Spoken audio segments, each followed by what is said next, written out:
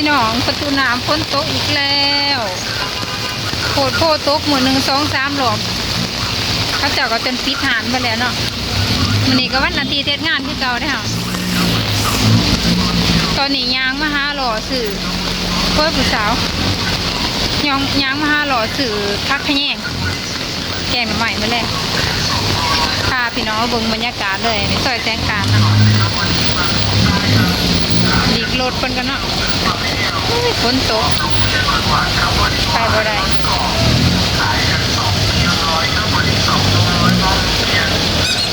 ติดน้ำรถแท็กซี่เลยเนี่ยบ่ยอมไปเพิ่นขาหลับเขาจะไปทางใดดีเนาะบัดนี้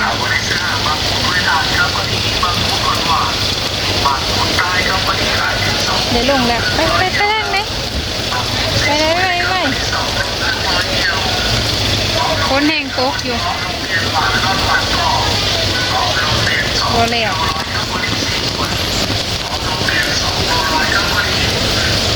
ไปทางไหนพี่น้องเขาสิยังได้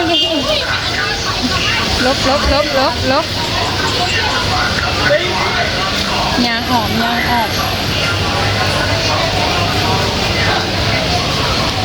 หันกับเขาพี่น้องหันเสื้อผ้าอันนี้คือไปไก่ละข้างนอกข้างยางอ่ะข้างนั้นรถมันติด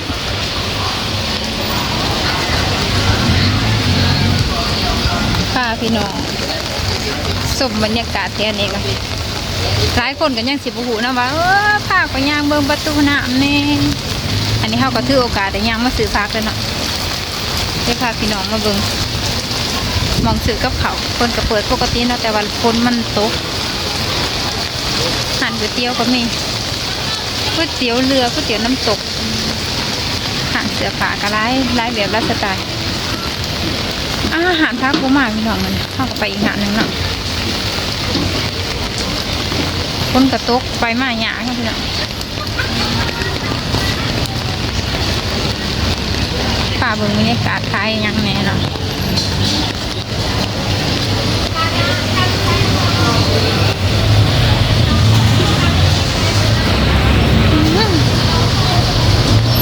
เซเว่นก็มีไปง่ายมากง่ายซื้อของสะดวกสบาย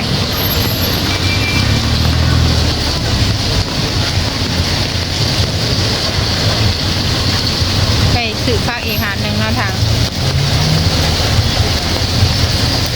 ซื้อพักขะแยงขอไปหน่อยนะคะตกกระจายเบิด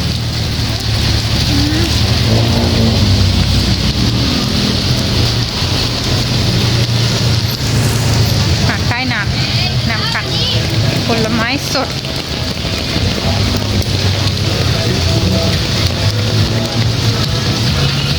โรงแรมดีๆเขา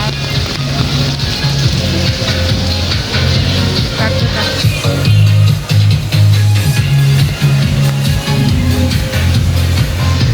ขอทานท้ายพักเลยได้พี่น้องซื้อพักคนข้าวหนึ่งจ้า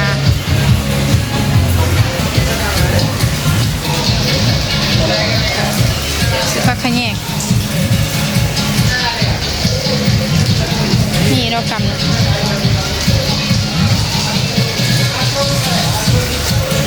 ละ10 บาท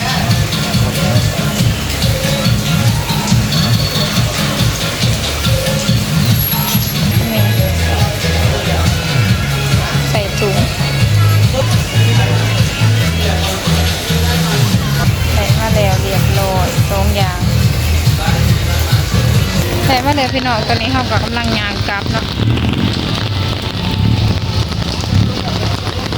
ก็ฝนกันดิตก2 3 หลอบเลยอุ้ยตกกระจายหมด แตกซะเลยประเด็นน้ำเหี่ยจ้ะฝนตกแหละอีกอย่างหนึ่งก็คือรถมากติดนะจ้ะ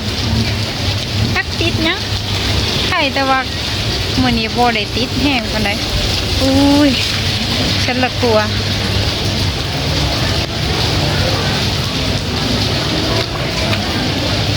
พาพี่น้องมาเบิ่งบรรยากาศก็สิประมาณซ้ำนี้นะจ๊ะเนาะอาหารชาบูของพี่คน พอกันใหม่คลิปหน้าเด้อจ้า